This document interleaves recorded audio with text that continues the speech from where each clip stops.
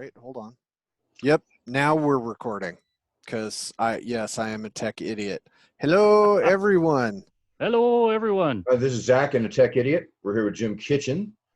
Skeeter Green, what's that piece of art behind you real quickly before we go so we can... Yeah, so this episode is Art Walk with Jim Kitchen. This is actually part 2 because the tech idiot lost part 1. Don't know.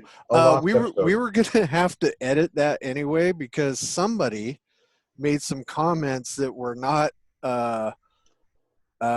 diplomatic and regretted it later. So since we don't edit anything, Here we are again. Yeah, here we are again. This would be a piece of art that I just acquired. I'm trying to get, check out the name there, right? I can't. Would that be Frazetta? That would be a Frazetta. That would be Sarah Ooh. Frazetta. And that is going to go in the DCC hardback version of Crypt of the Science Wizard as an end paper because I think it's extremely amazing. jealous. When you sent it to me, I was extremely jealous. And it made me want to kick him in the... But I couldn't because he's so far away.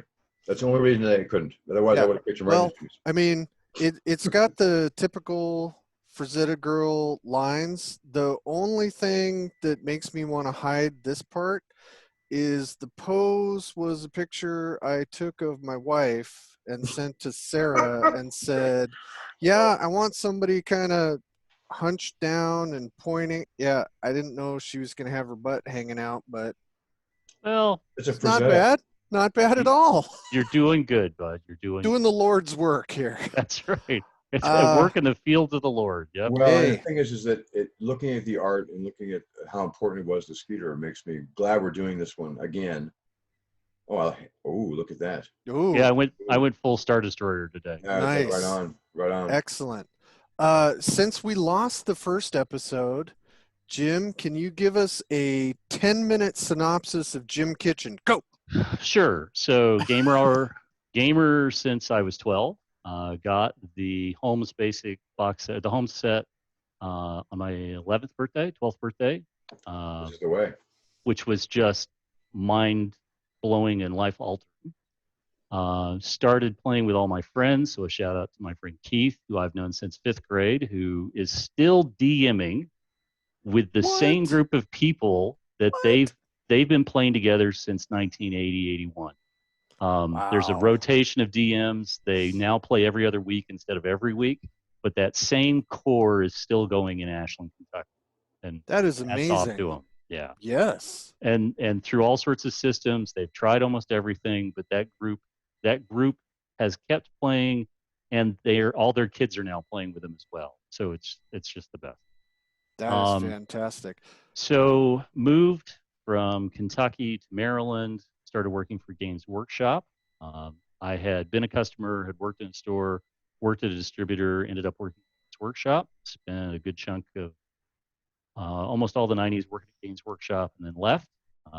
Doing ended what? up in Can you so trade sales. So the folks who actually sell to mom and pop stores. Okay. And so one of the things that I'm very proud of is there's a lot of accounts that I actually opened up or did business So you're with. the reason so many people spent so much money. Yes. If you walked into a store Marriages died because of you.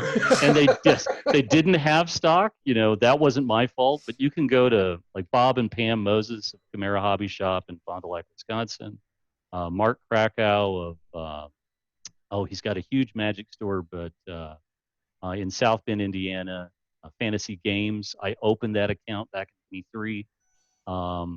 There's all these just amazing accounts that have been in the U.S. for 30, almost 40 years. In fact, the very first game store I ever went to in Lexington, Kentucky, was the Rusty Scabbard, and it's still in business.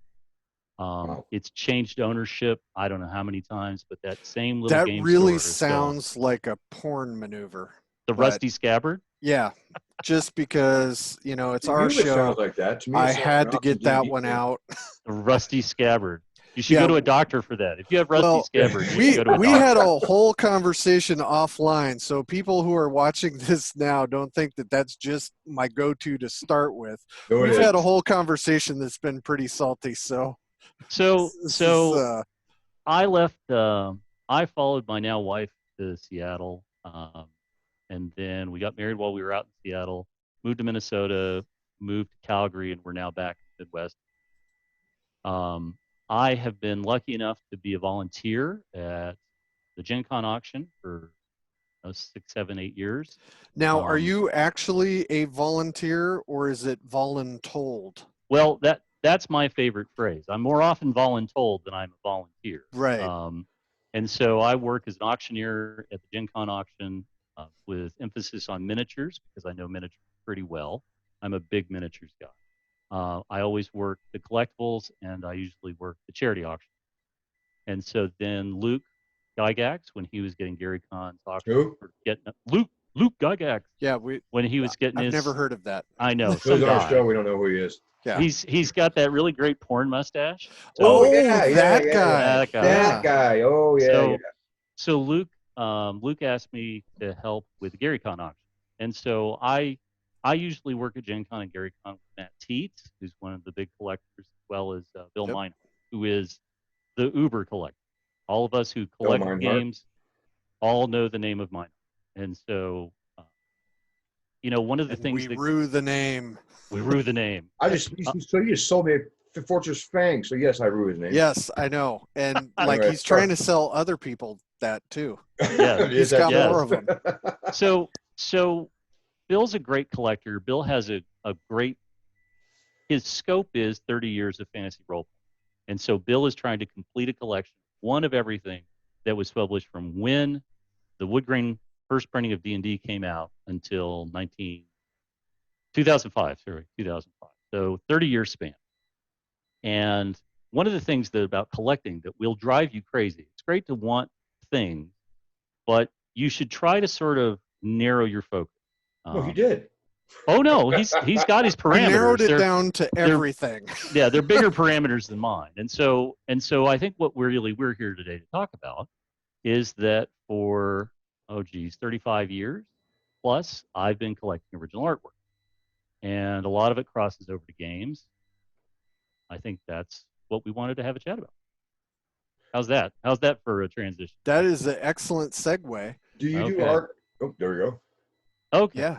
Do we have this on there? Yes, we do. Zach, you can ask your question before I start this. I just sort of cut you off. The original art, do you ever do that kind of auctioning at Gen Con? Do they have that in the ones that you're working in? There is an art auction at Gen Con, but it usually doesn't have, every year I sort of scope out what's coming, and I don't usually see anything that sort of catches my eye. There's a couple of pieces over the years, but I do buy a couple of things every year at Gen Con that we'll get to in a little bit.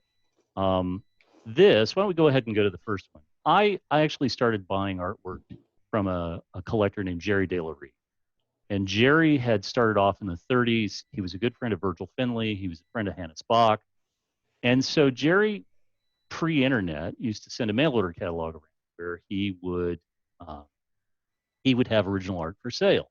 And are we on the right piece? Yeah, this is it. So this is the very first original that I ever bought. Now it's absolutely huge on screen, but this is roughly a 2-inch by 4-inch piece of artwork that I bought for $20 back in 1987 or 88.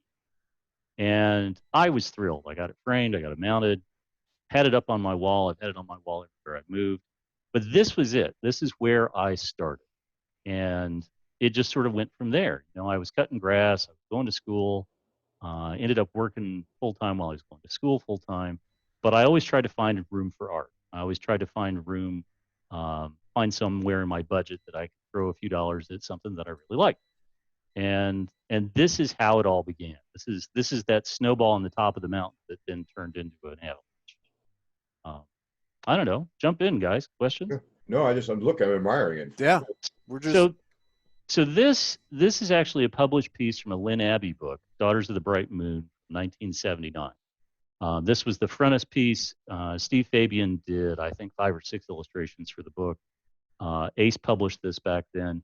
And what my art dealer used to do is he'd go over to Steve Fabian's house, and Steve had just piles of originals, and he would dig through them and find things that he thought people would be interested in. one of the things that's really noteworthy about this is that Fabian does a lot of things with stipple brush, but he also did a lot of grayscale. So there's a lot of grayscale work that you can see. That's and a nice piece. yeah, it was the first big piece that I ever bought. You want to go? There we go. So this is another example of one of the things that Fabian does really well. He tries to That's sort like of when summarize. I sit down and try and write. He's got a good sense of what goes on in the book. He always used to read the book or read the script. That's wild. Before he would Nice. actually draw anything. So here you have the main character, Warlock, who is contemplating the demons that are sort of tortured. And again, and this is one of these things where, different artists have different aspects to their illustration work that makes them unique. And I thought this really sort of nails some of Steve Fabian's black. So I probably bought that back. Heyo. Now, this is one of the few animation cells that I own, but it seemed This absolutely. This is an actual cell. This is an animation cell. I have the drawing and Dirty the cell. motherfucker. So Saturday morning cartoons strike again, huh? No, this is from Heavy Metal. This is Yeah. Tarna from Heavy Metal. Yeah, I dude, thought are you kidding? This is Tarna. I have her whole new Heavy Metal released a 4-part book series on it. I got this. Yeah, this is going to end up at my house. And so I'm a big believer that you buy what you love. Don't buy what you think is going to be valuable. Buy what you love. And I was on vacation in North Carolina in the Outer Banks. There was an art gallery there that actually had animation cells. And I had never seen, I'm sure they're more common than I thought at the time, but I had never seen an animation cell for Heavy Metal. It was a great one of Tarna, and it had the actual black and white sketch before this.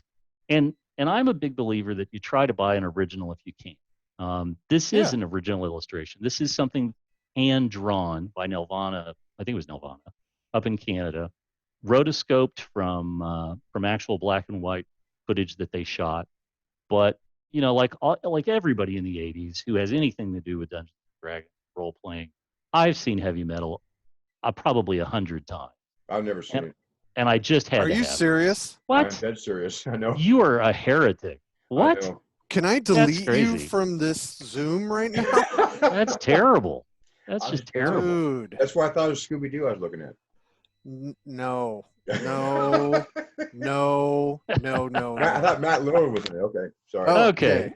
So I thought that I'd do this next. I have a lot of original artwork from Games Workshop. Now, Games Workshop usually keeps its artwork at this point. And they've also transitioned to where they're doing most things, I think, digital.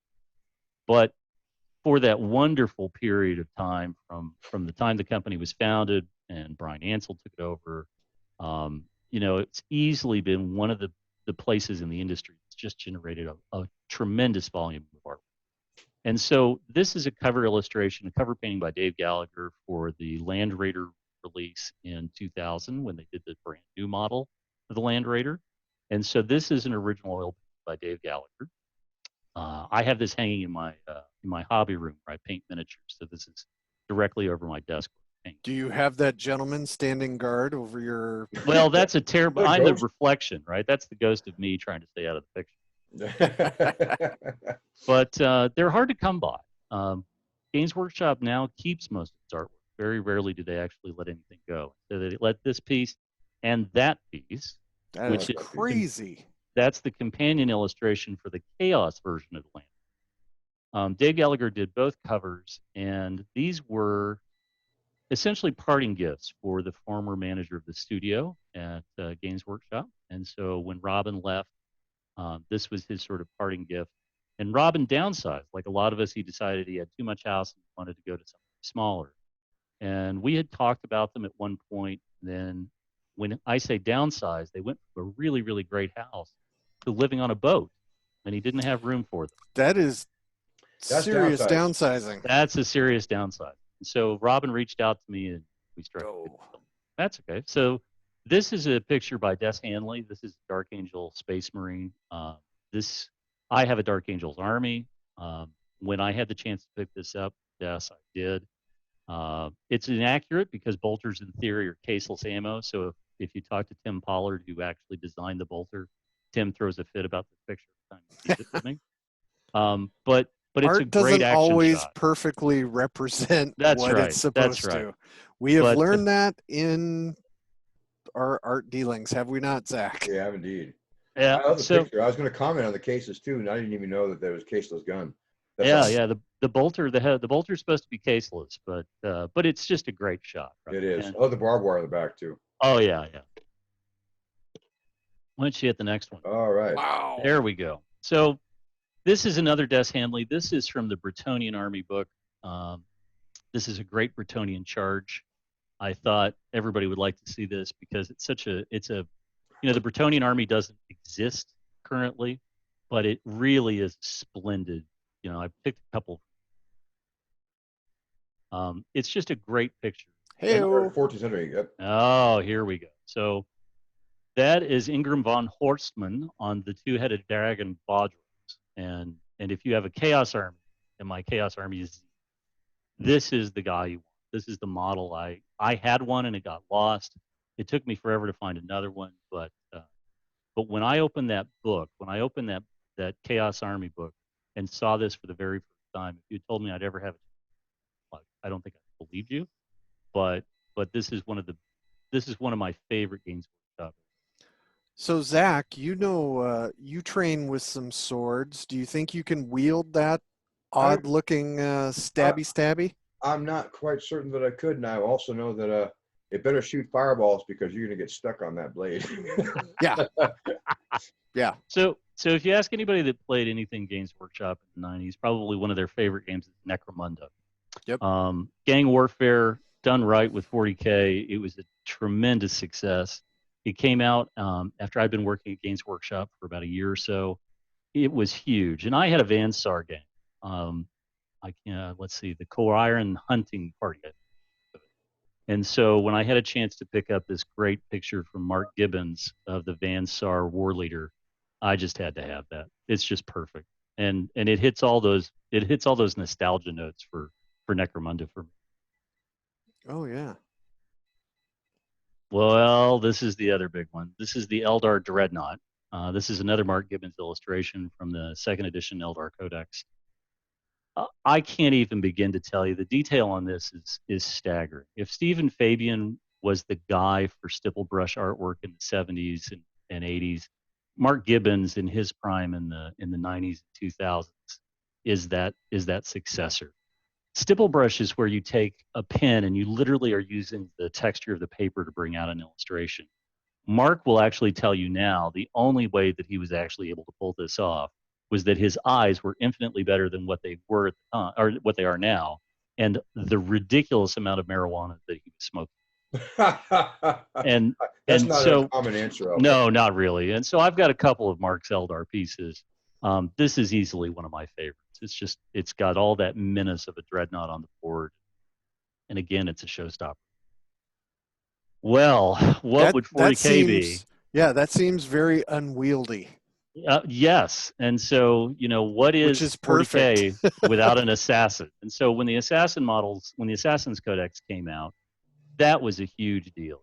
No longer did you have just the sort of generic assassin. Now we had various temples. There was Calidus, and the rifle, the ridiculous rifle. They made better models after this one, but this is still the illustration where, if I took my guard army, I was always going to try to figure out a way to squeak the point and bring along the set. Just too cool. That is craziness. And then the Snotling Pump Wagon. So, do you know anything about the Orc army, Zach? I do not. I don't know, Warhammer. But that also sounds like a porn maneuver. Yes, the Snotling Pump Wagon. So you essentially load up, what's beneath a goblin? Well, it's essentially a snot, and you load a bunch of them onto this creaky bladed death trap, and you send this thing, and it careens forward randomly at the enemy. Sometimes it hits your own units, sometimes it hits the guys you want, sometimes it just explodes on its own. But the Snotling Pump Wagon is absolutely the cornerstone of any good orc. That is straight Incredible. Up amazing. I love the slingshot. Oh, okay. we're moving on. So I don't know. I think this is a good spot. Oh, here we go. So I let's go to the first illustration. I love Tom Wong. Anybody who knows anything about games in the last 30, 40 years, you got to love Tom Wong. And so I think this is actually one of the very first Tom Wong originals that I got. When Gary died, Tom took a sort of sketch that Trampier had done of Gary, and he finished. And so that's why when you look at the signature, it starts off as Trampier and ends up Wow. Wom and Tramp and so on. And so Tom had a bunch of buttons made up with this illustration. And then he brought it to Gen Con for collectibles. And that's where I went. And it hangs just to the right of my everywhere I've lived since I got this. It hangs just to where I can see it at every time. That's wonderful. Because Gary's Gary's the root of all things. It doesn't matter what you play now. It doesn't matter. I mean, I'm not trying to diminish Dave Arneson's role in creating what was Dungeons and Dragons, but let's be clear: it began in Lake Geneva. It began with Gary, who had this idea, and it percolated around in his head. I made a joke, last week when we were talking about this. I made the joke. You only have to tell somebody that Gary had formerly been an insurance actuary, and so much makes sense. Yeah. The tables and everything else. Yep. But I didn't tell you this last year. Do you want my only Gary Gygax story? Yes. Of course we do. So the very first Gen Con I get to is 1996. And at the time, there used to be the quote-unquote Klingon diplomatic, where men and women in Klingon costumes, you could go to their booth, you could fill out a $10 warrant, and they would find you wherever you were on the trade show floor, and they would arrest you, and they would drag you back to their jail, and they would make you sit there and do demeaning things, or they would sing Klingon opera to you until either 15 minutes was up or you matched whatever had been paid for the warrant, and then you got to leave. So I would 100% do that all day long. That's right. So I got a warrant sworn out for me, and they come to arrest me, and they drag me back to the jail, and they throw me in. So essentially, it's a bench. You're in a bench with jail bars to the right or left of you, and it's, I don't know, like 7 or 8 cells.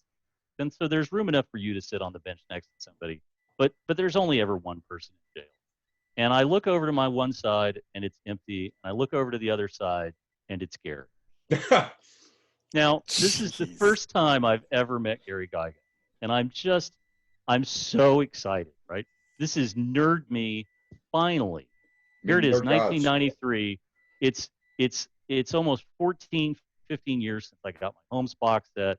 I'm almost speechless, but I look over, and I just said, I know how I got here. How did you get here, right? And he takes a look at me, and without missing a beat, he says, "My guess, Lorraine." Oh, damn! And I knew enough to why that was so funny. Oh. And then he just got up and walked out. But I just was like, "That is sheer genius, right?" That is the greatest D&D mic drop right there. Just the masterful, like, just didn't even miss a beat. He's like, "My guess, Lorraine." And then he just left. And I never, ever spoke to him again after that. I wish I had. I wish I'd gotten to sign something. But if you're only going to have one Gary Gygax, oh, yeah. That's a good I'm one. really okay with that one. That's amazing. Nice. So every year at the Gen Con auction, Tom donates, I don't know, roughly 20 pieces of artwork for charity sale. And so they come up randomly at the auction. People bid on them.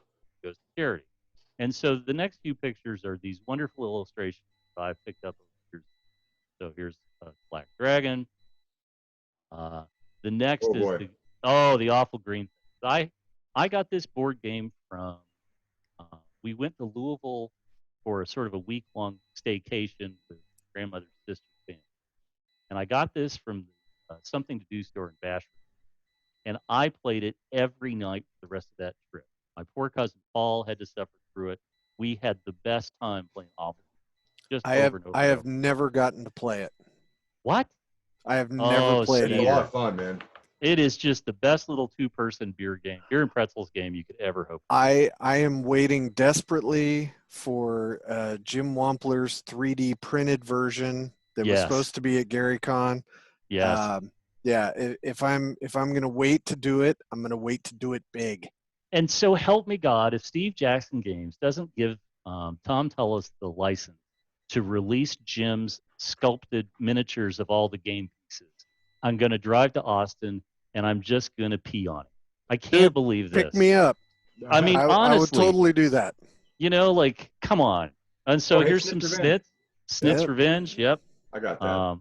Couple of snits. The one thing about Wom's art that I have always thought is it would make perfect tattoo art.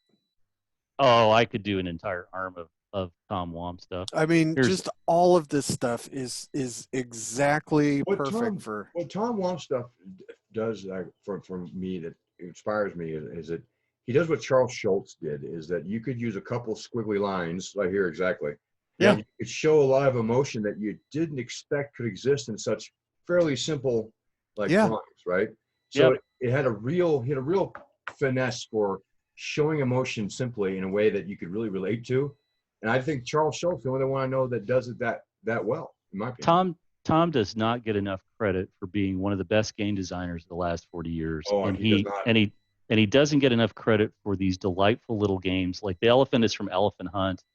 I feel like this little penguin dude like almost every day. Yes. Like, what the fuck? What's going on now? What? You know? I got to turn this way? What do I got to do over here? What do I got to do over here? What? Huh? Yes, absolutely. All of this. That might actually end up being a tattoo somewhere. It's just perfect. And then there's a snit. So in Snit's Revenge, one of the snits on the original game had a crutch and a bandage, I think. All the snits had personality. All the snits had little names, internal names. But they're just great. I think this is a run and get 'em, or not a run and get 'em. This is this is one of the organs, either a Snorg or a make 'em from Snit's Revenge. Yeah, I mean that is it's perfect. It's this little thing. And just why? Why? I mean that just sums up so much. The line on the mouth is so perfect. It just well done. No. Yes, I love all of it. And so here's a run and get 'em. Here's the cigar smoking run and get 'em, right? And I have a monstrous amount of the old Grenadier Snit's Revenge miniature. Oh, so wow. I've got run and get 'ems, I've got snits, I've got all the organs, I've got all of those. I've spent 30 years trying to find Here we go. This was Tom's snit with no name. This was his his take on this was his take on Clint Eastwood. It's the snit with no name. I regularly like that. And then the captain of the ill-fated Zunatar from Awful Green Things, Captain Yid. And again, the two little drops of perspiration and Yid pointing because he knows, there's probably an adult around the corner. Yep, there's some shit going on. And so this is really good too because this is one of Tramp's. This is one of Tramp's ogres from Wormy, or one of his trolls from Wormy, and Frog. And when I saw that, it hit all the sweet spots. Yeah. And just a dragon, because you just need it. Yeah. Okay. So while you're queuing up the next one, I think one of the things that I would say, I didn't grow up with a lot of money, and so I didn't have a lot of money to spend on art when I started buying it.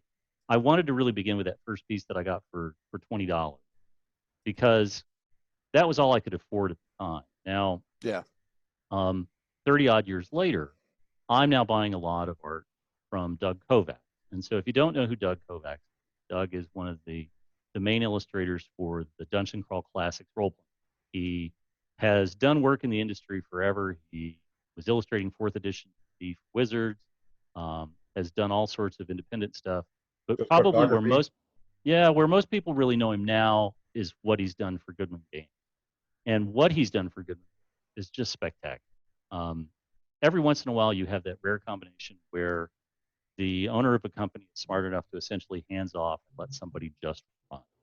And so I will frequently say, if you look at Dungeon Crawl Classics now, in 20 years, people are going to be talking about Doug's work in Dungeon Crawl Classics the way we all talk about Earl Otis's contribution to AD&D. He Oh, may yeah. not have done everything. Earl Otis didn't touch every single project that came out of TSR, but the mark he left pretty indelible.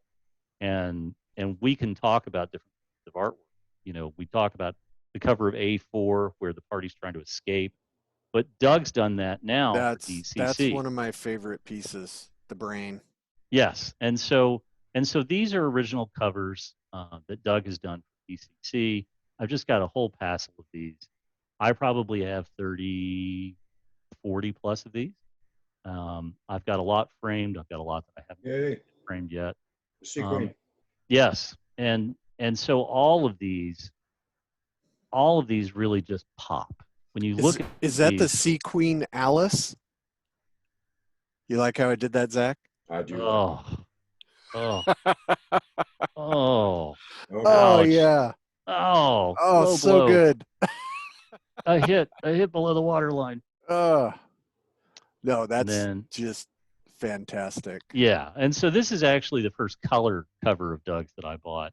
I was at Gen Con, had missed DCC on my radar, hadn't seen it, and then I bought this module, a mock time, at the show, and read it. You know, I got it on the first day the floor was open. I bought it, read That's it that Michael night. Curtis' writing, right?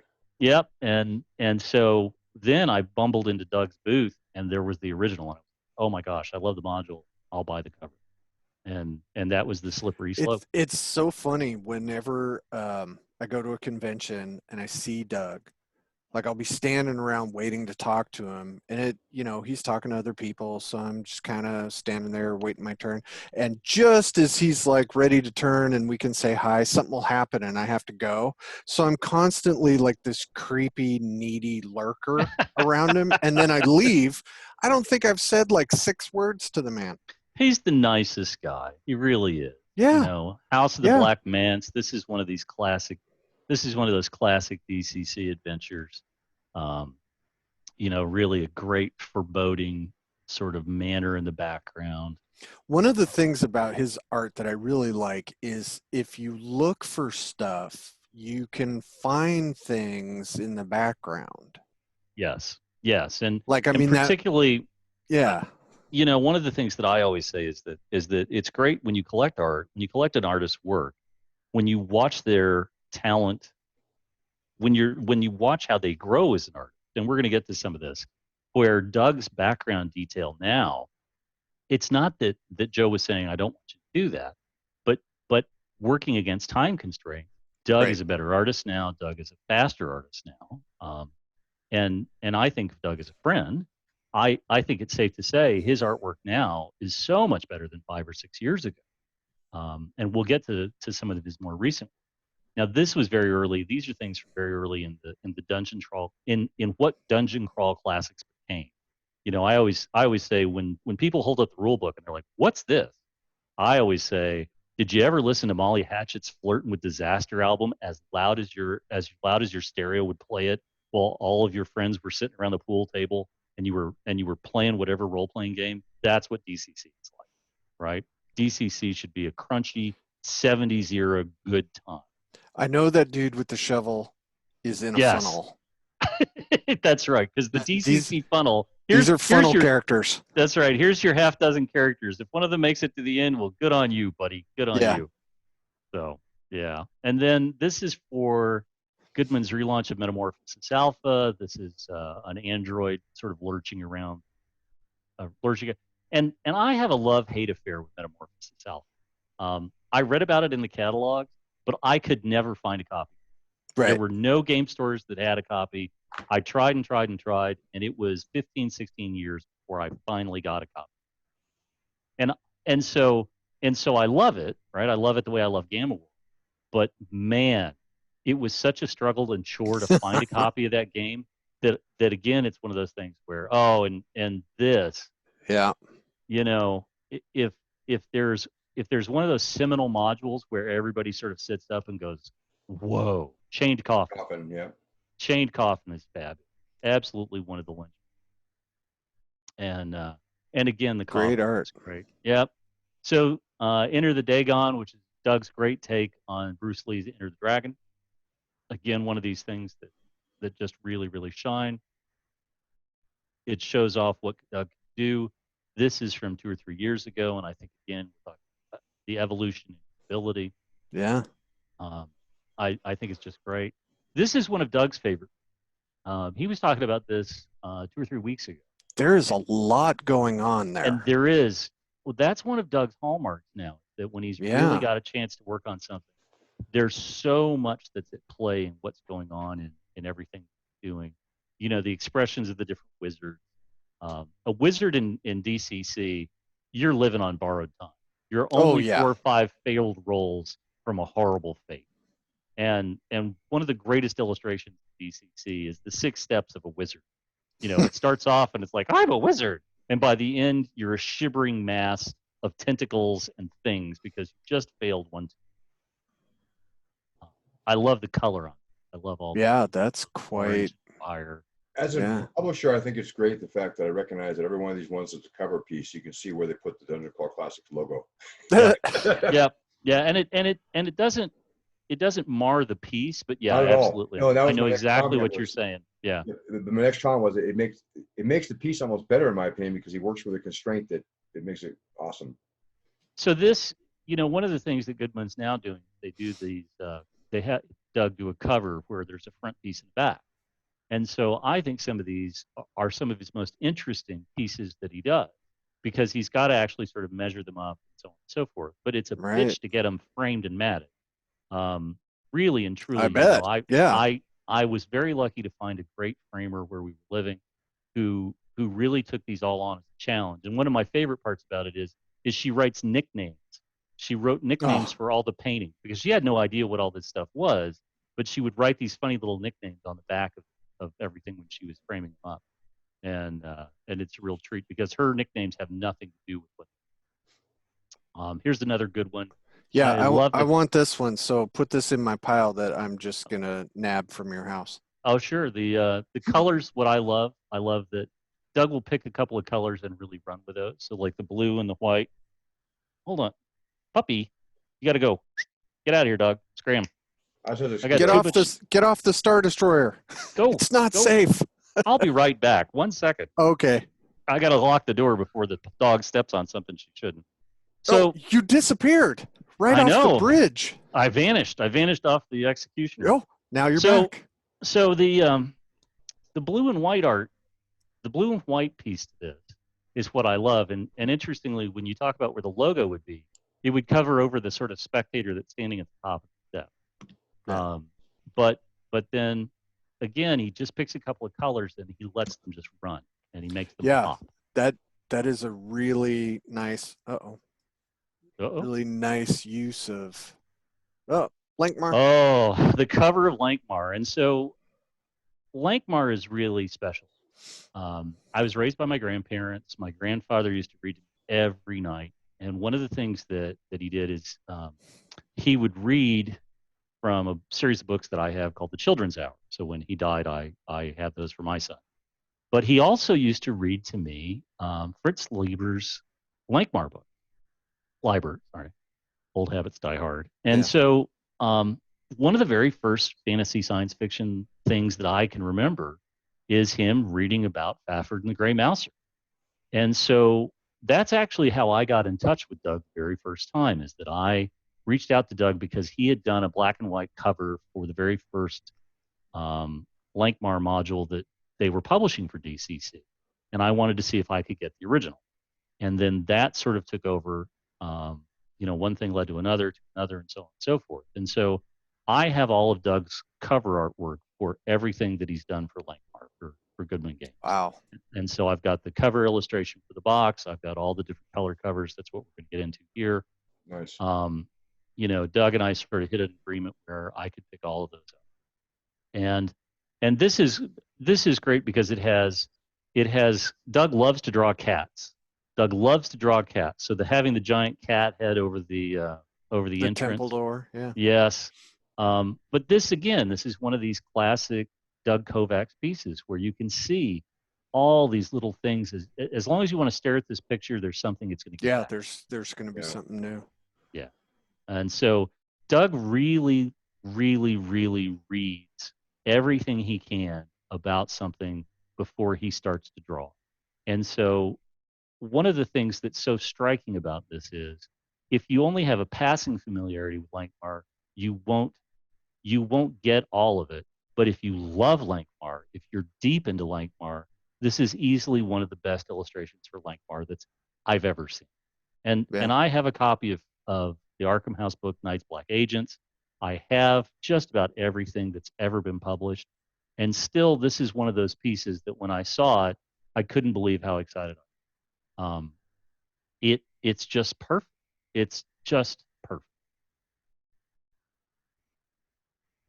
Another one from Lankmar. Again, just that sense of foreboding and that use of color. Yeah, the perspective red. on that is great. Yeah, yeah. I think this is again one of these sort of really striking. As I'm looking up, that's up over my desk. That's on the wall just up over my desk. It's great. So that's another one where Rooftops. you can see Fafford and the Gray Mouser running on a rooftop across the way. Yeah. This is going to be this is the cover for I think this is the cover for the new Lankmar adventure that they're going to be publishing, or I think it is. I can't remember right off. That actually looks a lot grayer. It's a lot bluer in person. I think when I took the picture, it just sort of washed it out a little. Yeah. But again, Well, I'm sure it's the tech guy's fault. that's right. It's mine. It's all my fault. And so I really think that most people don't appreciate how there's a cast of characters that works their way through all the DCC artwork. Oh yeah. Here's Shanna stabbing somebody. One of the major characters, is he dead? Is he not dead? I don't know. We'll see. But it gives an anchor. It gives a point of anchoring to the line that a lot of companies don't really sort of have. The Pathfinder icon. There's the named characters that really sort of follow along. I really like that. Now I think it can be a little stale because they don't change over time. But what Goodman has done is they've really given Doug a license to change them over time. That's why the great question is Hugh dead? We don't know. I think he is. Doug's pretty much said he is. We've seen his head in a crystal ball. But that cast of characters really gives somebody something to look for. Here she is again. Yes. And again, we're going to see her change, I think, over time. Because again, you can't be a wizard in DCC and expect to have a good outcome. You're making an unholy pact and alliance with things you should not make an unholy pact and alliance. So there's the cover for the annual. There's Hugh that I was talking about with splendid red and white trousers. I love the notion of doing an annual every year, but they haven't managed to do an annual every year. See if we get a volume 2. But again, one of these things where if you know DCC, as soon as you see it on a retailer shelf, you're going to know that's something. Yep. So this is the cover for Doug's self-published book, The Hobonomicon. I think the cover. Nice.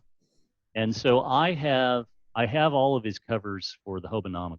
I have 1 and 2. I'll probably 3. I really like that piece. Yeah, it's a chance for Doug to do what Doug wants versus what somebody's asking him. Right. And so I think again, labor of love, right? You get to see a lot more with this than you might see in other. And I think too, look at the eye. Look at his use of eyes, where the white, where the rest of the piece is all these different layers of pink. You can see the sort of necromantic, chanting and symbols in the air to the right and left. I really, really, really like the way that Doug is colored, and I think this is when I was trying to put together what I thought you guys would like to see, I thought definitely. No, it's beautiful. Definitely, that's a great one. And so another color piece from Doug. He's got a whole series of pieces that I've not really gone after. That he's always got a green man, a couple of green man illustrations in his booth. And it's funny because one of the people I mentioned earlier, Pam Moses, that co-owns the Camara Hobby Shop chain in Wisconsin. She has had one of Doug's green men on her wall, his very first one that he actually put up for sale in his booth at Gen Con. This is from Mutant Crawl Classics, written by Jim Wampler. Yep. And this is one of the pieces that Doug did for that. Now, Jim has the original cover painting for MCC, but I think I've got most of Doug's other color work that he's done. Well, I'm going to have to go to Jim's and get this now, too. I'm just going to have to do a Midwest tour. We'll be glad to have you, Bonnie and Skeeter. I got a Clyde. guest room. Well, you know, I don't think you're getting his point, but yeah. And so this is another color cover for one of the Goodman Adventures. I think this is the limited retailer one. They did a very short, and I just love how the wizard's arms are becoming sort of horrible hands. I mean, it's straight out of an early '80s horrible fantasy movie, which almost all of them are on Amazon Prime. If you didn't know that. Well, it's got a very Pennywise from It vibe. Yeah, I hadn't noticed that, but yeah, I think you're absolutely right. Yeah, I mean, it's all right. Okay, so I'm going to open up the next one. I don't know. Do you want to take a break for a minute and chat about some of this, or ask questions, or jump in? What do you want to do? Well, I'm just impressed. I'll be honest with you. I'm impressed with all right. You go from So Tom Wham to Doug Kovacs, and they're so completely different. I'm impressed by them both for such different reasons, and I think it tells you a lot about how I think gaming did a lot for traditional art. Yes, I think so too. There's such a spectrum in just taking the fantasy RPG art genre. Why don't you take that down, Skeet? Take that down for a second, Peter, and let's sort of go to this sort of three-way. I'm back on the bridge. Oh, there we go. There we go. So Steve Fabian, the guy that's the very first original that I bought. He approached it as, I'm an artist, and what I want to do more than anything else is I just want to draw art, and I want to be paid for it because that's how I'm going to meet my mortgage payment, raise money. And so he approached it as this is what I do. I get up at 8:00 in the morning. I draw until 5:00. I call it quits. I eat supper and I go to sleep, and I do this 5 days a week. And when you look at his artwork, he became so proficient so quick because he wanted to make money, and that's what he wanted to do more than anything else. And be a successful artist. You know, Virgil Finlay, Hannah Spock, all these people that were linchpins in illustrations for science fiction and fantasy. A lot of people don't realize that Steve Fabian did a tremendous amount of artwork for TSR. In fact, he wrote into TSR and got back from them sort of what they were looking for as far as artist submissions. And they sent him a copy of Dragon number 6, a copy of Dragon number 7. I have Steve Fabian's Dragon number 6 and number 7. Wow. Oh, of course. Because all he was looking for was somewhere that he could sell artwork. And it didn't end up that he sold them any artwork that he had done. He began doing artwork for projects. So if you have any of the Gazetteers, all those big black and white illustrations inside are Steve Fabian. He did all the artwork for the Ravenloft box set. All that really moody gothic. And so I have most of the originals for the Ravenloft box. And so he worked for TSR for 6 or 7 years, I think, before small press paid him enough to sort of go back in that direction. But he wanted more than anything else just to make a living at. And there's all sorts of artists like that. You know, I always sort of joke, Jim Holloway. My God, for a period of time, Jim Holloway illustrated everything. Yeah. And I don't mean like a couple of things. He illustrated TSR, West End Game, Parano. I mean, we can go through all of that. Yeah, it's everywhere. Just that unending amount of Jim Holloway artwork, because he hit the metrics of when they needed it. He put into the pictures what they wanted. And he was a guy that could get it done as fast as you needed. Yeah. And Jim Holloway, I think at one point he was. I actually looked one time back at the publishing schedule. I think Jim had artwork in almost every product that was released from FASA, West End, TSR. I'm trying to think of who else it was. There was one other company, but he owned the entire month. where it was Wow. all Jim Holloway art, right? Where Jim had gone to Gen Con. They had said, well, we need this, we need this, we need this, we need this. And he nailed it. And I think, that sort of leads me to another good point. I learned a lot of this. I learned a lot about artists and how they work in the industry from Jim Nelson, who used to be the art director at Fast. Most people now probably know him for the artwork he does for The Gathering, but Jim was one of these guys who had been an artist trying to make a living in the industry. And when he got into a position of being able to sort of supervise artists and get what he needed, remembered all those hard lessons, right? Jim is one of those guys, he and Matt Forbeck, right? I think the two of them have a lot in common. Matt is a prolific writer. Matt writes more in a day than most people will probably churn out in a month. And because of of of that, Matt has a perspective of, if I'm not writing, I'm losing money. And Jim is the same way. Jim's an artist. Jim should be paid for what he's doing. And Matt and Jim are two guys where I would never bother them at all during the day, because every minute you're on the phone with a freelancer, you're costing them the money. Yep. The when they're not writing or they're not drawing, they're not making money. And that's how they keep a roof over. And I remember all the things that Jim Nelson would talk about as far as how you should respect artists and how you should treat artists. Now, don't get me wrong, there's no shortage of people in this industry. They can't hit a deadline. They can't do what you ask them to do, and so forth. But those folks who can, they can certainly get a living wage out of it. I think Doug has done well. There's no shortage of people out there who do this because they love this, and it can put food on. And I mean, I'm sure Zach can speak more to this, but when the short amount of time that I was doing art direction for Frog God, I mean, there are people who are your go-tos. Right. When it's like, okay, yeah, I'm looking at these pieces. I want to give X, Y, and Z a shot. Oh shit, this didn't work out. Now I'm up against a deadline. I go into my Rolodex, which for you younger kids is paper that we used to write notes on and roll and spin. Yeah. But there are some go-tos, and I think those are the people that have longevity in this business, because especially in the RPG business, unless you're a name, you're not making big money. No. And you don't start off as Larry Elmore. Very few people can walk in and command what Larry Elmore or Keith Parkinson or anybody, any of these people have slogged their way through the trenches. And it used to be at one point that I didn't respect Jim Holloway for what he really was. He was a capable, talented artist who delivered. And I look at all these different I look at all these different projects that have his art. And I always wonder, someday is the story going to come out of who was originally given this to do, and then they dropped the ball, and Jim Holloway's the guy who picked up the pieces and dragged it over the finish line. That'll never come out.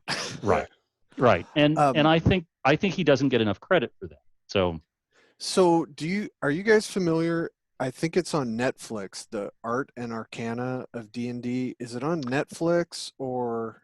I think it's Amazon Prime, but I haven't seen it yet. Is it Amazon Prime? Yeah, no, yeah. I've seen it, and it was amazing. It's got Larry, it's got Jeff Easley, it's got Diesel, it's got everybody in it. Complete rogues gallery, man. Well, yes. what was really interesting is they talked about TSR, and they talked about the art room and what it was like in there. And I mean, if you think about slices of time, the talent that was in that art room, either coming or going, or it's just mind-blowing. So I'll speak to that for just a second. I was a part of Games Workshop. I was in Games Workshop's trade sales department from 1993 until 2000. And so we were responsible for a tremendous amount of expansion of the hobby, of the Games Workshop hobby, across North America at that time. And so I can look at these key accounts, right? We used to call them the key accounts. Well, these are the linchpin accounts. If you lived in Seattle at the time, It was Games and Gizmos. At one point, they had 3 stores across Seattle. I am familiar. Right. Yeah. And literally hundreds of basic games sold out. Hundreds of basic 40K games or basic Warhammer. The big box. Just that store would sell piles. Brookhurst Hobbies, Chimera Hobby Shop. I've talked about them. Fantasy games around St. Louis, Missouri. But if you weren't there, you really have no idea what it was like, because for every great trade account, there were 19 that didn't want to stock, that wanted to be a special order store, and trying to get them to make that transition from just being mediocre to being something spectacular. It's really difficult. It's really hard work. And so I say that because there's a T-shirt I have that says, you can't judge me if you weren't there. And I always think about, there's these rare I need moments. that one. There's these rare moments of brilliance, right, where you get the right people in the right room at the right time. Yeah. And they just make magic. And so we can talk about, like, there's the great word. Peter Atkinson has somebody come to him with this game, and Richard Garfield creates an entire subgenre in the industry. We can talk about Lake Geneva, talk about Gary and Dave Arneson and that whole crew of wargamers from Lake Geneva that created the root of our hobby. We can talk about TSR's art department, right? Because the fallout from that art department has just created an entire genre of artists who grew up seeing things that it used to be you could only see it in analog or fantasy and science fiction or weird tales. Right. But I mean, when you look at what paperback art looked like up until the early 70s, it was really sort of, science fiction art really was fairly throwaway, cover art. But then after Frazetta, after Boris, when it took off, right, and so we're very, very lucky to live where we are now. I always say this is the golden age of gaming. It's the golden age of miniature gaming. It's the golden age of role playing. Agreed. That we have so much choice now. We have choice that if you had told 12-year-old me what miniatures would be like today, what role-playing games would look like today, I was having almost this exact conversation this morning as well. Nobody would have believed you. Nobody would have believed you. But here we are, and if anything, we suffer from choice. We suffer from so much great product coming out that we don't have time to keep up with it all. And it's not that, the older you get, the less free time you have. It's just what it is. And so I always tell people, the game you'll remember the most, the game you'll remember as being the best, is the game that you were playing when you had the least amount of responsibility in your life. High school, university, whatever.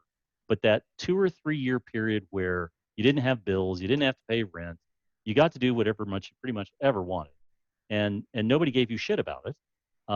That's where you fell in love with whatever you fell in love with. I fell in love with D&D. I fell in love with Gamma. And so second edition, by the time second edition came out, I was working full time and going to the university full time. I had no time for it. I'm gonna have to dispute this one.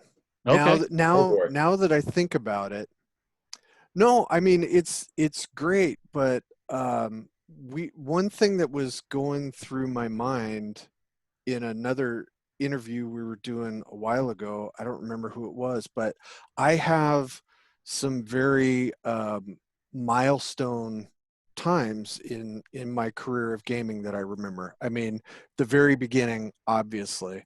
Yep. I remember distinctly the second edition phase where I went through all of the Forgotten Realms. Yes. I remember that with my buddies. I remember third edition when it was coming out because I actually got into the business, and it was a huge thing. But one of the things I'm going to say that was the most important to me and that I love so much is when I got to play, it was a Pathfinder campaign, so I'm sure some people are dying in the audience right now. Okay. I introduced my wife and her friend to the game, and we got to play with another one of my friends that I had played with previously, and that campaign was awesome. Yep. I mean, hands down, one of the top 3 all-time campaigns that I ever had, and that was as an adult with a full-time job. So I think because I used to get the people who were like 40K Rogue Trader is the greatest game ever. You people brought out second edition, you're bastard. And then when third edition came out, Edition warring? Who's yes, ever heard of such a right, thing? I know, Nerf's gonna shocker. nerf, man. And Yeah. and so I think the problem is the folks who want to have an edition war. Those are the folks that are stuck on the greatest game at the greatest time to fly. I think we were talking before the show. One of the funniest experiences I've ever had, which is in no way, shape, or form PG-13 in any way, shape, or form, was playing in a celebrity D&D game at GaryCon Oh no. with Rob Schwab, who is without a doubt was one of the funniest people I've ever played a game with, who is ridiculously profane when he wants to be, and had almost the entire table in stitches. Yep. But That's I on cannot, brand. but I cannot repeat this story to my 13 or my 15-year-old. I can't tell kids about, hey, and one day you're going to grow up, and then there's going to be a game where somebody has a discussion about things, and I'm going to have to use the word thing. Yes. But I had a great time. We were howling. You don't have to. I mean, we could lose Well, this episode too. But like, there's so many penises. Right. Who knew there could be so many penises, right? This is beyond the book of Vile Darkness. This is the book of Schwab. And the book of Schwab is wide open. And wide open. That is so very true. Yes. But as profane as the moment was, everybody had a good laugh. Right. And it didn't make for a bad time. It made for an adult, which is just fine. We all play role-playing games. We play games. I always say, when you start to learn how to play D&D and 12 or 13 years old, you want to kill the monster and you want to get the treasure. And when I hear well-intentioned 40 or 50-year-old adults talking about how, well, we need to speak to motivation, the kids don't care. The kids don't care. The kids want to play a game, they want to have fun, and they want to play like a 12 or 13-year-old play. And they will evolve, usually, but those games are what they are, and that they're really all they need to be, because kids are playing games with each other, they're networking, having a good time. Now, honestly, Jim, because I know you're in a Call of Cthulhu campaign online. Yes. Every once in a while, you just want to shoot some rats with human faces and human hands, don't you? Especially when they come out of the jungle and jump. There's got to be a balance, right? There's got to be a balance between. I always say that one of the best ways to sort of get a party to go where you want is to find out what the party wants before they ever. Yeah. You should ask the people who you're going to play with, what is it you are looking for in this game? If somebody says, I want to shoot things in the face, okay. Yeah. At some point, I need to give that. We're going to have a combat somewhere. We're going to have a combat scenario where you get to shoot as many cultists as you have bullets, and that will make that person happy, right? And if somebody else says, I really want to be challenged with mind-blowing horrors from other dimensions, non-Euclidean geometry, okay, we can do that too. Yeah. But give something to everybody, because some people are there for intricately crafted, plotted scenarios that lead one to another without being railroaded, and some people just want to shoot. I'm not going to say that I'm the character in that game with an AK-47 that nobody knew about. Yes, you are. But yes, I am that character. Okay, so we are at the 1 hour point. Let's do this. So Doug Kovacs part 2. Okay. Ooh, are we in a black and white mode? I don't see it yet. They still have to see our faces. I have a face for radio. Oh, well, hold on then. Let me actually share the screen before I start talking about it. There we go. Kovacs 2. So I thought I'd show some of Doug's black and white originals. Now, Doug spends a lot more time on his black and white stuff because he can get even more detail. So this is something from MCC. Here we have sort of a lizard man making an appeal to the deities I To love the the TVs. AIs. Yes, the Yes. AIs stacked up. The TVs are stacked up with all these trinkets and leftover pieces from the ancient. Nice. Yeah, I thought that was really good. What's next? Oh, so so the DCC community is easily one of the most entertaining communities I've ever found of role players. And my favorite part is that every year they put out a self-funded zine, the Gong Farmers Almanac. know it. Yep. And it has grown and it has grown and it has grown. And this, I own the original artwork for what is the cover of every Gong Farmers. And so they started off and it was, I think, a couple of zines. And now I think the folding and stapling party at Gen Con last year, I think there were 10 or 12. I can't remember. But it's all stuff that people contribute. Oh, here we go. Hugh triggers the great egg. Will this work out well for Hugh? I think not.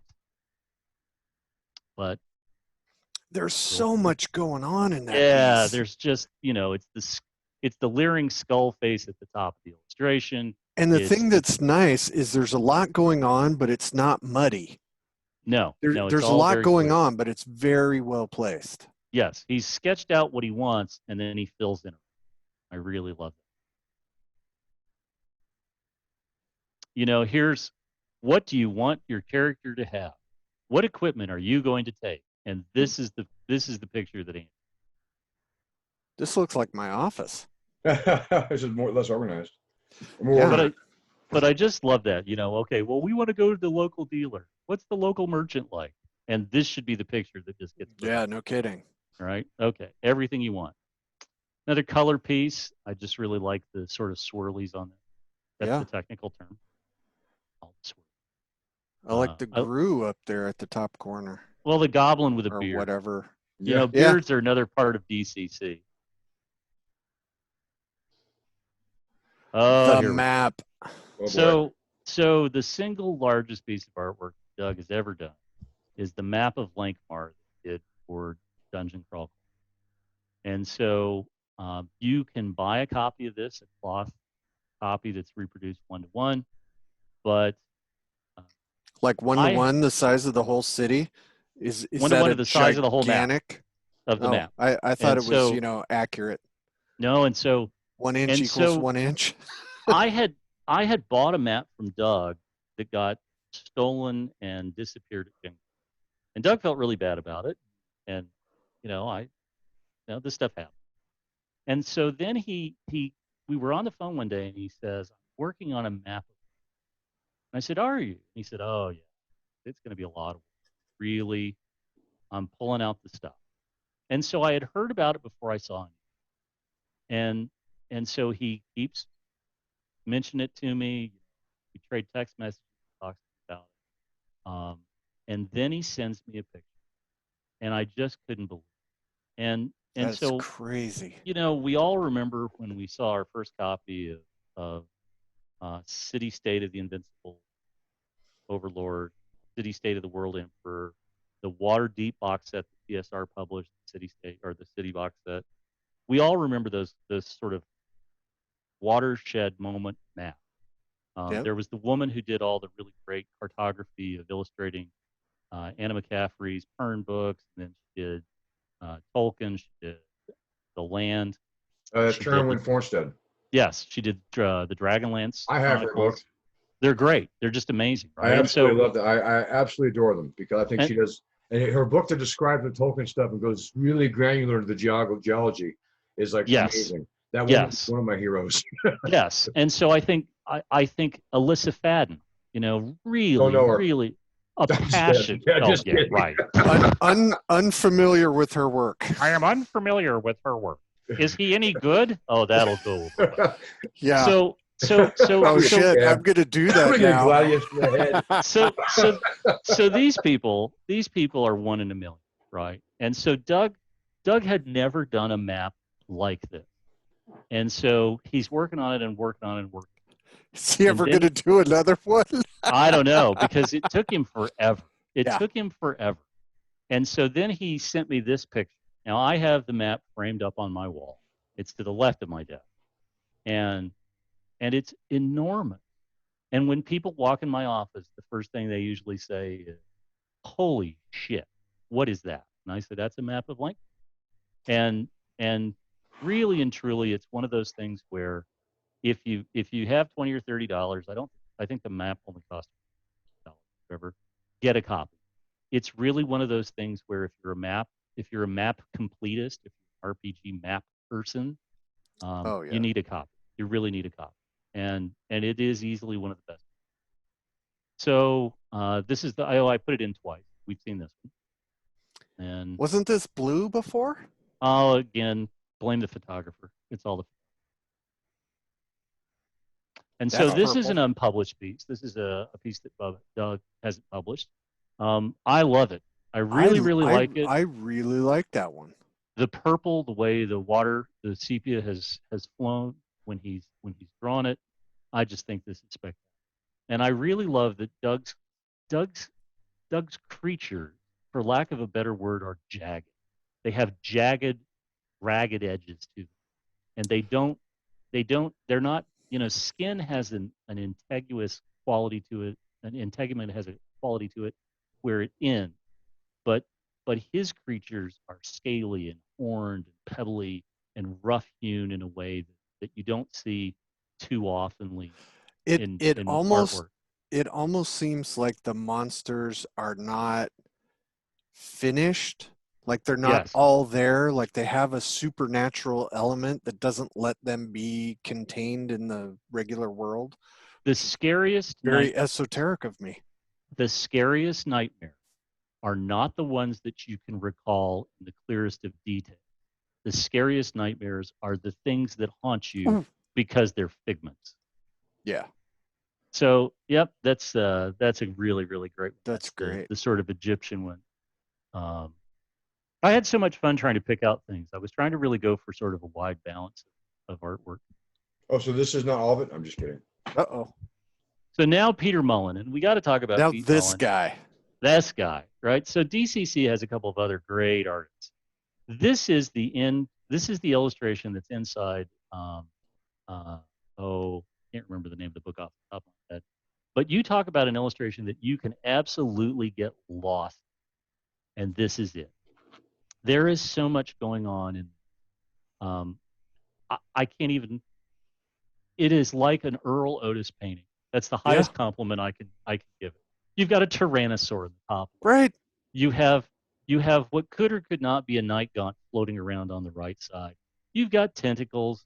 You've got horrors beyond imagination. I think I said when we were talking about this last week, this is a Hieronymus Bosch painting brought to life. It's just wonderful. And when you say, let's go on an adventure, this is the sort of abject horror that should be lurking under the surface. If you get underground and you're on a ledge and you see a giant cavern and this is what you see, you say nope and turn around. I'm only third level. We're gonna go home. Oh And so boy. then, yeah, Stefan Poag. And so I had to go with these. You're He's done a killing me. You're he's killing done me, a Smalls. he's done a tremendous amount of black and white interior artwork, but the two that I have that are just they're just he did the he did go back to the previous one. He did the black and white cover of the last captain of the Starship Warden, Metamorphosis. And when I saw this illustration, it just stopped me cold because 11, 12-year-old me has heard about Metamorphosis Alpha, has never seen a copy. I know the story. I know the warden is lost. I've seen the horrible Canadian television show Star Lost. This whole notion that there's a generational ship gone astray and there's some poor bastard that died in the captain. And when I saw this illustration, I just it I was left floored because it hits all the right notes. It hits all Yeah. those little notes about an astronaut, a dead astronaut, and so on. And it didn't really need captain written across the helmet, but what the hell? It's just perfect. And so last year, Stefan reaches out to me and he says, hey, Goodman's asked me to redo the illustration in color. Would you be interested in it? And I said yes. And so here is this rare opportunity to have the original and then have the color original that is the sister. Yeah. And so I haven't got the color framed up yet, but when I do, I'll hang it underneath the black. Nice. because it's just, again, it's just one of these things where when you talk about metamorphosis alpha, when you talk about where that notion came from, Jim Ward always says that he never read the Brian Aldiss book that sort of parallels, and that's fine. But I always think of it, and this is what I always think, that somewhere is some lost multi-generational ship, and there's somebody who died in the captain just waiting to be found. Well, I'm such a sucker for skeletons in astronaut suits, and Yeah. I used to think that was strictly from the intro to heavy metal. But Oh yeah. Oh yeah. he's not a skeleton, so I No. don't know where that comes from. So But so I have you mean, ever this is here very, blow your mind? Do a search. Do a Google search for undead astronaut, oh boy, and you will yield riches beyond imagining. that is fantastic. You're Well, too busy to do that. I'm gonna get Ed Bickford to just in one of his 15-minute sketches he does in church. I'm gonna get his work and get an original. So Oh, we that's all okay. right. So while you're changing screens, so I take my son to comic book shows, and so one of the things you'll see here is you'll see some. But we used to go to the Calgary Comic Expo and get an artist named Nat Jones to do an original for us every year. And so you'll see a couple of those. But at the last show, we got him to do an undead astronaut. So maybe after this, I'll here we go. So let's start with this. This is an illustration by Stanley Lau, Art Journal, who does all the DC covers now for their sort of marquee book. And I had a chance to get this. You know, this is that 1 in a million, you hit the lottery. This is Yeah. Stanley Lau's first watercolor illustration. Oh man. And so, you know, Poison Ivy, Yeah. Stanley Lau, it's just a home run competition. So we're going to stray off of game. So this is a Nat Jones that my son commissioned for Nat to do. I just say to my son, whatever you want, just go ask for it. You know, don't be too. I want this, and I want him to be doing this, and he needs to be holding so and so over it. None of that. Just say I'd like you to draw that. And so this was the first year we were at the Comic Expo. He walked up to Nat Jones and he said, "Do you think you could draw Boba Fett?" And Nat's laughing, and he says, "Yeah." And he says, "Well, I'd really like you to draw Boba Fett." And so this is what came. And it's a home run. I think it's just spectacular. No, You know, I have had exceptional luck with artists giving that, and I always, whenever I talk to an artist about art notes or whatever, I always say, look, I don't know your process. I'm going to give you a bunch of information. Take it or leave it as you wish. Here are a couple of high points it has to have. Yep. And then just let them do it, because I sure as shit can't draw. So I think that's a great. Before you go to the next illustration, I think one of the things that's a real key to success is with an artist. If you go to an artist at a comic show or a gaming convention, or whatever, and you ask them for a commission, you know, can I commission you to draw an artist, draw something this weekend or whatever? I find it always pays off to let them draw what they want. Don't try to sort of shoehorn them. Yes, you can say, I'd like you to draw me Boba Fett or whatever, but don't micromanage. They're an artist. Yeah. They know what they want to do. Let them do it. And so why don't you go to the next one? In a rare endorsement of another human being, I'm going to say, if you have the opportunity at a game convention to talk to Terry Pavlett, he can draw pretty much anything quickly for a good price. Oh, there we go. And Nat's very affordable. So my son loved The Creature from the Black Lagoon. Yep. And so the second year in a row, he walks up to Nat's booth and says, "Could you draw The Creature from the Black Lagoon?" And Nat starts laughing. He says, "Yeah, I think I can." So this is what came out of that. And so this one in Boba Fett, we're getting into some that are actually my son's. So I have encouraged him to have a collection of artwork that he dictates, right? And so I started when he was about 8 or 9. So we're going to get into some of his 8 or 9-year-old requests, and I think you'll see where it's going. So awesome. So he has a collection of Red Sonja original. So the very first thing he comes to me one day we used to go to the Source in the Twin Cities. We go to the Source, and they had a big they did their comic book day in May, free comic book day. And they had an artist, and he says, he comes up to me, he goes, Dad. Yeah. He says, I need $40. I'm like, what? He goes, I need $40 for a commission. I'm like, okay. Now, so this is not it. But he comes back later and he says, well, it's not going to be ready. The guy's going to mail it. I'm like, okay. And it turns out that what he's done is, and he didn't want to tell me, is he's commissioned a Red Sonja illustration. And this became a running thing. So he now has, I don't know, 7 or 8 Red Sonja illustrations. He's got good taste. That he's so we were at the Comic Expo, and so this is Robert Pope, did a lot of work for Cartoon Network and so on, and he says, "Can you draw Red Sonja?" He goes, "I guess." And I said, "Hey, I got a question." He says, "Yeah." I said, "Can you draw Johnny Bravo taking Red Sonja on a date?" And he starts laughing and he says, "I think I can." So this is what came from that. So this is that is definitely on brand. Johnny Bravo hitting on Red Sonja, and it's going just about the way you think. Yep. So go to the next one. This is good too. So then he hits up Ken Stacy. He hits up Ken Stacy, and he says, "Can you draw Red Sonja?" And Ken Stacy's like, because Ken Stacy doesn't really do redheads in bikini, and he's, I'm standing there, and he says, "Well, how about I draw her the way Barry Windsor Smith originally drew her?" And I said, "That would be just fine." And so we have Ken Stacy's version of Red Sonja, which is amazing. That's exactly how Barry Windsor Smith, where she actually was clothed. So then this is another one. Jack, my son must have, I know he's got 8 or 9. And so that's his sort of secret stash. On one wall, he has all his Red Sonja. Nice. So this was the artist jam at GaryCon last year. Oh, wow. Yeah. Okay. And so this is, again, one of those things where I think if you're at a gaming convention and have an artist jam, jump in, right? Because you never know. You might do pretty well. This has got Darlene. This has got Earl Otis. It's got Larry Elmore. It's got Doug. It's got Jeff Easley. Is that Terry? Is that Pavlitz? Yep. Okay. Yep. And Charles Urbach.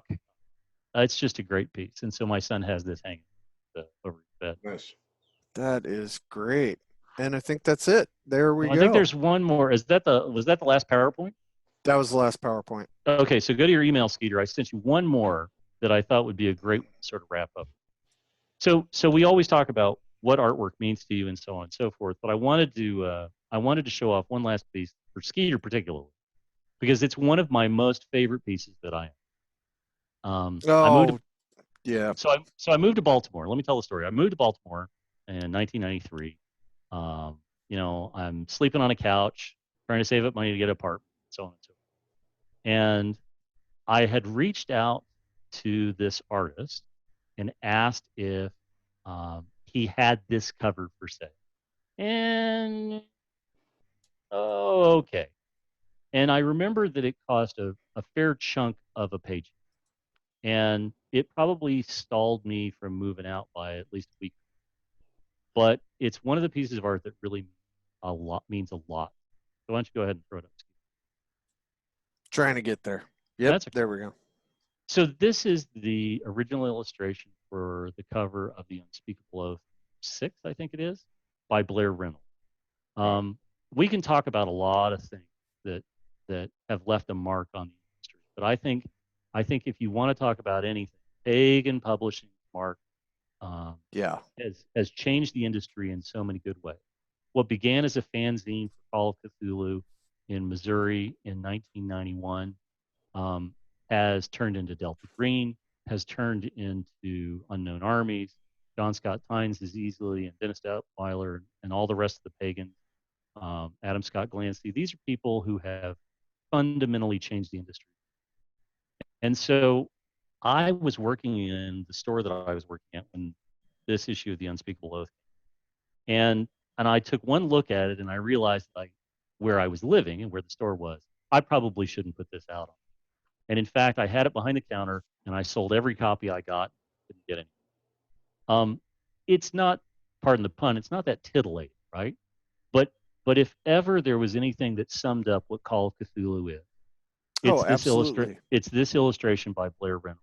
You have mystery, you have horror, you have blood, you have Snakes. all of it. You have everything. I And feel like this is what is going to happen in our Costa Rica yes, I adventure at think some tomorrow point. night our Costa Rican adventure is going to go horribly wrong. Yeah, But, I feel like that's bad news. You know that she's beautiful, but you know that there is a price to be paid. Oh yeah, there's bad things going on in this picture. Oh, absolutely. And I tried very hard to get a picture that really captures. Again, Blair is somebody who, his Black Sands comic book is certainly NC-17. It is a staggering piece of work. All of Blair's work across uh, Pagan's books is pretty landmark stuff. Again, here's somebody who is probably one of the most talented artists I think I've seen in the RPG industry in the last 40 years. Hands down, as far as craftsmanship and what he's done. But I don't think he's spoken about. I think he's not spoken about as much as he should be. And this is the only original of his. But I I frequently, when I think about what is it that I have that I dearly, dearly, dearly, dearly love, this very simple illustration, and it isn't overly complicated. You can see how he sort of blended things together. You can see the shade out, but technically it's brilliant. His stipple brush work is amazing. His organic flow with the blood and severed limb and everything. If we're going to talk about art in RPG industry, we're going to talk about collecting. So Bill Meinhardt, serious collectors believe they're curating their collection. That we're lucky enough to own these for a period of time, and at some point we know we'll eventually either let these go or go somewhere where they'll be shared, and other people will end up taking care of them, curating them, and so on. I've had this since 1993, and without a doubt, it's one of the pieces of artwork that I look at every day, and I feel lucky to own it. I've paid more for other artwork, but this is the one where I made the decision. I've just got to have that. I've got to really try to get it. And it's singular, and it is fabulous. That's a wonderful piece. That is awesome. And it's a great piece to close out on. I mean, that is so you had really sort of kicked me in the seat of my pants last week, and you made a point of okay. And let me say, this is the first time I've ever shared any part of my collection with anyone. And interestingly enough, it's not that I'm not willing to, and it's not that I'm like covetous and I don't want to, but you're the first person to ask. Skeeter's literally the first person to ever ask. I'm getting that a lot lately. but it got me in a mind that you're right. You know what? I really ought to share all this stuff. So I created an Instagram account where I'm actually going to put all this stuff, all of my entire art collection up. Yay! And so it debuts here. So if you go on Instagram, you're going to want to look for Midwest Art Collector. Put that in the show notes on this. And so as I go forward, I'm going to put all the artwork that I own up, and you'll be able to play along at home. And I'll try to put good liner notes on each piece. Midwest what? Midwest Art Collector on Instagram. Awesome. And so, you heard it here first. That's awesome. I think it's for sure. Oh shit! And you got Wom's penguin painting on there as their yes. My profile icon. picture is the penguin, is the confused penguin. I love the confused penguin. All right, there we go. So right, Midwest Art Collector. Everybody should go and Midwest watch Art Collector. You want your Instagram to screen and be interesting. You have a follower, and that follower is me. Woohoo! Yeah, awesome. It's me. I'm up one. Awesome. That is great. So, yeah, I think Zach and I have talked about. I don't know how much possibility this actually has, but we talked about a road trip to just drive up to Meinhardt's and Kammer's place. Yep. We'll swing by We'll swing by your new place. Sure, we've got a guest room, and we can always make room for more And folks. But I just think it's Zach and I are in a position where we can document some of this stuff, and it's not like a full camera crew. I mean, it is Zach and his idiot sidekick with phones filming stuff, but it's kind of a conversation that allows people to feel like they've talked to you. so one of the things that I need to do, I need to digitize the art dealer that I bought so much from. Passed away in 1990, and when Jerry died, it left a real hole because he was the Yeah. bridge between folks in the 30s and the 40s and 50s, and so on. And there's other mail order dealers. You know, there's all sorts of folks that are selling art on. But I actually have a videotape that was shot in Jerry's collection before he died, before he wow. sold off everything. And so when I get it digitized, I'll share it with you guys. I'll make sure it's okay with his widow, but I'll share it with you guys because if you ask me what's your goal, you know, Jim, what's your goal? I want a happy life. I want all my friends to have a happy life, but I sure as hell wouldn't mind having an art collection. People talk about it the way they always used to talk about Jerry's collection. And he had something on almost every inch of the wall, every wall space that he had. He was an incredibly decent guy, and he was always willing to have people in his house to have a look at this stuff. And same goes. That's awesome. That's great. So, Well, thank you very much for thank you, this Jim. tour. This has been better than I thought it would be. And well, I thanks. had I I guess. had pretty high hopes. So But no, this is amazing. And the background, the knowledge you have of these pieces in the industry in general is those are the kind of stories I want to get out there. So if you've got, you know, thanks for having me, first of all, and I hope Sure. people like it. But if you get a slow time and you want me to do another round, we can always do a volume 2 at some point. Oh, It's hell not yeah. like I don't have stuff that you know, we'll haul out more. And No, I definitely They're all want to. great pieces too. I bet you. Yeah. No, I want to see more Tom Wong just because I just love his stuff. oh, so yes. So we'll do a round 2 whenever you guys. Awesome. Well, thank you so much, Jim. No worries. Thanks for having me, guys. All right. That's Peter. it for today. Thank you all, and subscribe to Zach's channel. No, not mine. Jim's Instagram. Oh, yeah. Midwest Subscribe Art to Collector. Midwest Art Collector. I did subscribe. All right. We're out.